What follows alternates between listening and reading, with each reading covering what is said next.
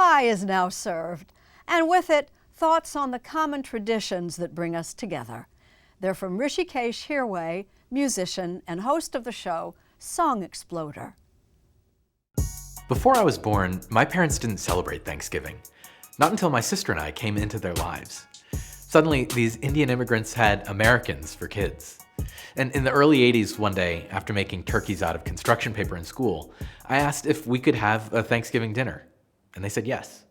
My dad learned how to cook a turkey, and we invited some of our family friends over, other Indian families. So in addition to stuffing and mashed potatoes, we had a full Indian potluck. The next year we did it again, and that was it. It became a tradition. A couple years later, my mom introduced a special dessert into the menu, mango pie. It was made with Alfonso mango pulp, something you can really only find in Indian grocery stores. It's imported in these big aluminum cans, and it has a bright, punchy sweetness. She would mellow that flavor out by mixing it with Cool Whip and cream cheese to make a custard filling, and then she'd pour that into a graham cracker crust.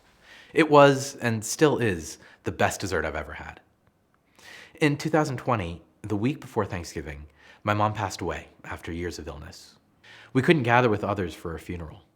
It was really hard, and Thanksgiving that year just didn't feel like Thanksgiving.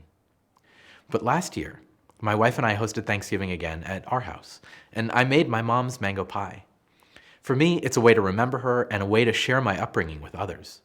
A wonderful thing that happened before my mom passed away was that my friend Samin Nasrat, the chef and author, wrote an article for the New York Times all about my mom's pie. She created a gourmet version of my mom's humble recipe, and it got published with my mom's name right there. And suddenly, people everywhere started making mango pie. I'm still trying to find ways to share this little piece of my mom's story with the world. This year, the wonderful Portland ice cream company Salt and Straw is making an ice cream flavor based on her recipe. It's called Mom's Mango Pie. My mom, like so many moms, gave me a sense of who I am through food. She brought joy into my life and other people's lives through her cooking. And I'll always be thankful for that.